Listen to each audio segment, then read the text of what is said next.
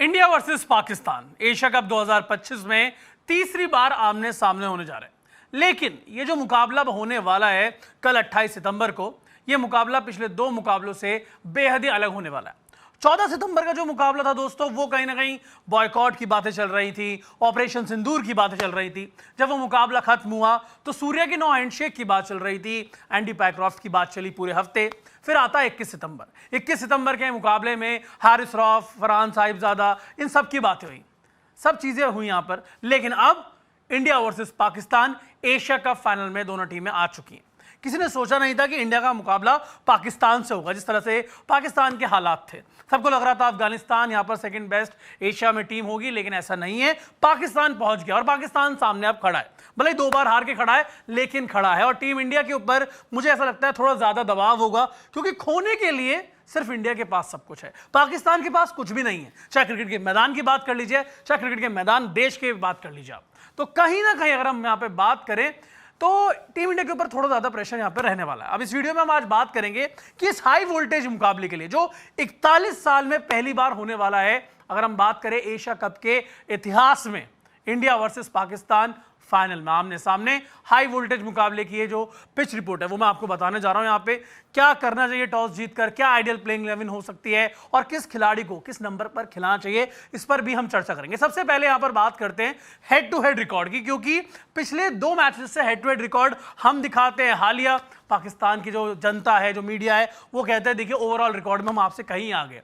लेकिन सबसे पहले बात करते हैं कि एशिया कप में इंडिया और पाकिस्तान का हेड टू हेड रिकॉर्ड क्या आपके सामने यहां पर आ चुका है। टोटल मैचेस 21 हुए हैं दोस्तों, 12 मुकाबले टीम इंडिया ने जीते हैं, जिसमें से जो लास्ट 2 मुकाबले वो इसी एशिया कप में पाकिस्तान को पटकनी दी हमने। पाकिस्तान की बात करते हैं, 6 मुकाबले इन्होंने जीते, 3 मुकाबले रहे हैं नो रिजल्ट। तो ये बात हो गई यहाँ पे India versus Pakistan head to head overall Asia cup की। अब बात यहाँ पे मैं करूंगा T20 फॉर्मेट में खेला जा रहा है, फाइनल भी यहाँ पर T20I फॉर्मेट में है। तो India versus Pakistan T20I format में हेड टू हेड के क्या आंकड़े, चलिए आपको दिखाता हूं मैं। यहाँ पर देखिए 15 मुकाबले हुए हैं जी, 12 मुकाबले टीम इंडिया ने जीते हैं और 3 मुकाबले पाकिस्तान ने अपने नाम किए। लगातार जीतती हुई टीम इंडिया यहां पर नजर आ रही है।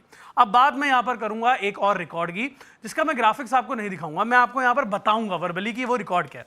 रिकॉर्ड ये है कि जो मल्टीनेशनल टूर्नामेंट्स होते हैं उसमें जब इंडिया और पाकिस्तान फाइनल में सामने आया है तो यहां पे 5 में से 3 मुकाबले पाकिस्तान ने जीते हैं।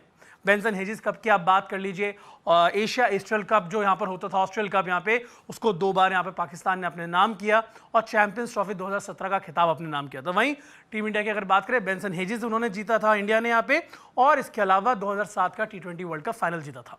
तो ये रिकॉर्ड है मल्टीनेशनल टूर्नामेंट में अगर हम फाइनल की बात करें। तो ये बात हो गई।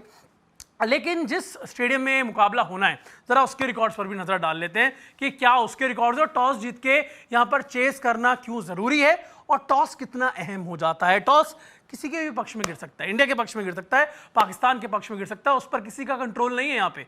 लेकिन रिकॉर्ड्स क्या कहते हैं दुबई के स्टेडियम के, चलिए मैं आपको यहाँ पे दिखाता हूँ। दुबई के स्टेडियम के रिकॉर्ड के बारे में बात करते हैं। 103 मुकाबले अभी तक हुए हैं यहाँ पे। बैटिंग फर्स्ट विन जो है वो 51 है, बॉलिंग फर्स्ट विन जो है वो 52 है। लेकिन सबसे बड़ी बात पता है क्या है कि यहां पर चेजिंग आसान है। वो क्यों आसान है मैं आगे बताऊंगा आपको, जो पिच की नेचर में आपको बताऊंगा। टाई 0 है यहाँ पे। हाईएस्ट स्कोर की बात करूं 212 रन, कल लगभग 202 रन यहाँ पे टीम इंडिया ने बनाए, 202 ही यहाँ पर श्रीलंका ने बना दिए। 400 रन बन गए थे, बाद में इंडिया ने आखिरी में जीत लिया वो मुकाबला। लोएस्ट स्कोर की बात करूं 55 रन है यहाँ पे। एवरेज फर्स्ट इनिंग स्कोर 144 है। ये ओवरऑल 103 मुकाबलों का सैंपल साइज मैं आपको बता रहा हूं। एवरेज सेकंड इनिंग स्कोर वैसे कम है 121, लेकिन अगर बात करें तो पिछले कुछ समय से यहां पर जो चेजिंग है वो काफी ज्यादा आसान हो गई है। अब चेजिंग आसान क्यों हो गई है वो पिच की नेचर में आपको पता चलेगा यहां पर। चलिए पिच की नेचर के बारे में बात करते हैं कि दुबई की पिच की नेचर कैसी है। अब यहां पर देखिए, the Dubai International Cricket Stadium typically rewards batters who take their time to settle in before accelerating. ये पहली लाइन अभिषेक शर्मा के लिए नहीं है, क्योंकि वो टाइम नहीं लेते, वो आते ही मारना शुरू कर देते हैं। Early in the innings the new ball can swing, फर्क नहीं पड़ता अभिषेक शर्मा को इस चीज से। Requiring top order batters to stay focused before playing more aggressively. Abhishek Sharma की मैं बात करूं तो वो पहली बॉल से एग्रेसिवली खेलते और उनका फोकस बॉल को मैदान के बाहर फेंकने में रहता है। Bowlers often find some assistance in the opening overs अगर अभिषेक शर्मा सामने नहीं है। But as the game wears on, both pacers and spinners need to maintain tight lines. इसके साथ साथ length to keep runs in check and take wickets. जब तक अभिषेक शर्मा है रन तो बहेंगे। Opting to chase is usually a smart move at this venue as due later in the match can influence condition. ये साफ तौर पे। अब आपने एक चीज नोटिस करी, मैं जब जो लाइन पढ़ रहा था उसमें अभिषेक शर्मा की बात कर रहा था। अभिषेक शर्मा की बात मैं इसलिए कर रहा था क्योंकि जब वो सामने बल्लेबाजी कर रहे होते गेंदबाजों के गले ऐसे ही सूख जाते हैं क्योंकि उन्हें समझ में नहीं आता कि बॉल डालनी का है। और कहीं ना कहीं टीम इंडिया को इस चीज से बचना होगा, over dependency on Abhishek Sharma. जैसे श्रीलंका के खिलाफ बाकी खिलाड़ियों ने थोड़े थोड़े रन बनाए, वो अच्छे साइंस हैं यहाँ पर, लेकिन ओवर डिपेंडेंसी अभिषेक शर्मा के ऊपर नहीं होनी चाहिए। पिच की नजर की आपने समझ ही लिया यहाँ पे कि एग्रेसिवली थोड़ा सा रुककर खेलना होगा। एक बार आप यहाँ पे सेटल डाउन हो जाते हैं तो there is no looking back, आप रन यहाँ पर बना सकते हैं। वेदर कैसा रहेगा? वैसे तो मैदान में काफी गर्मी रहने वाली है, बहुत सारी चीजें हुई हैं पिछले 2 हफ्तों के अंदर, लेकिन मैदान का वेदर कैसा रहने वाला है, दुबई का वेदर कैसा रहने वाला है, चलिए आपको एक बार दिखाता हूं मैं। दुबई के वेदर की बात करते हैं। According to AccuWeather on September 28th, the D day, daytime temperature are forecast to reach 34 degree, यानी कि 34 डिग्री सेल्सियस यहाँ पे रहने वाला है। बट हाई ह्यूमिडिटी 59%, और सबसे बड़ी चीज इसमें है wind speed 16 kilometre per hour, जो कि इस एशिया कप में अगर मैं बात करूं दुबई के स्टेडियम में शायद सबसे कम यहां पर है, क्योंकि अब तक विंड स्पीड काफी तेज रही है लेकिन इस बार कम यहां पर नजर आ रही है। 16 किलोमीटर प्रति आवर की घंटे की स्पीड से यहां पर हवा चलती हुई नजर आएगी। अब बात करते हैं दोनों स्क्वाड्स की। मैंने आपको जितने भी स्टेडियम के रिकॉर्ड्स थे, हेड टू हेड थे, सब बता दिए। टीम कौन कौन सी खेलेंगी, 11 खिलाड़ी कौन से होंगे, टीम इंडिया में 2 बदलाव होंगे, वो हमें पता है। क्या दुबई को मौका मिलेगा देखते हुए कि अर्शदीप ने अच्छा परफॉर्मेंस किया है? स्क्वाड पर नजर डालते हैं दोनों टीमों की। इंडिया के स्क्वाड: सूर्य कुमार यादव, शुभमन गिल, अभिषेक शर्मा, संजू सैमसन, तिलक वर्मा, हार्दिक पांड्या, रिंकू सिंह, जितेश शर्मा, अक्षर पटेल, शिवम दुबे, कुलदीप यादव, वरुण चक्रवर्ती, हर्षित राणा, जसप्रीत बुमराह एंड अर्शदीप सिंह।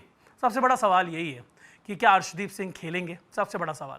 बुमराह तो आएंगे, ये बात तो पक्की है हर्षित राणा की जगह, लेकिन क्या दुबे दोबारा जगह बना पाएंगे? क्या टीम इंडिया इतना एतबार रख पाएगी अर्शदीप के ऊपर कि इस बड़े मुकाबले में उनको मौका मिले? 100 से ज़्यादा विकेट है T20 क्रिकेट में, और ये टीम इंडिया की बेंच स्ट्रेंथ भी दिखाता है। दूसरी टीम की भी बात कर लेते हैं, क्योंकि वो बड़ी बड़ी बातें ही करते हैं, प्रदर्शन अभी तक नहीं कर पाए, लेकिन होशियार रहना होगा, आप ओवर कॉन्फिडेंट बिल्कुल नहीं हो सकते। पाकिस्तान के स्क्वाड कुछ इस प्रकार है। सलमान अली आगा आपके कप्तान, पाकिस्तान के अबरार अहमद, फ़हीम अशरफ, फ़खर जमा, हारिस रऊफ, हसन अली, हसन नवाज, हुसैन तलत, खुशदिल शाह, मोहम्मद हारिस, मोहम्मद नवाज, मोहम्मद वसीम, साहिबजादा फरहान, सैम अय्यूब, सलमान मिर्जा, शाहिन शाह अफरीदी एंड सूफियान मुकीम। ये पूरी टीम यहाँ पे पाकिस्तान की है।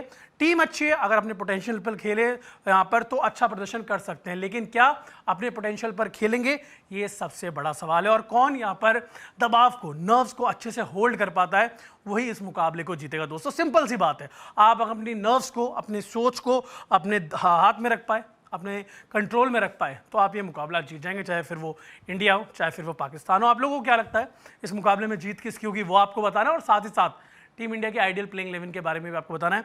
वीडियो अच्छी लगी हो तो वीडियो को लाइक करें और स्पोर्ट्स तक को सब्सक्राइब जरूर करें, नोटिफिकेशन बेल को जरूर दबाएं, क्योंकि कल आपको इंडिया वर्सेस पाकिस्तान से जुड़ी हर एक छोटी खबर, बड़ी तो मिलती है लेकिन हर एक छोटी माइन्यूट डिटेल भी लगातार स्पोर्ट्स तक पर मिलती रहेगी।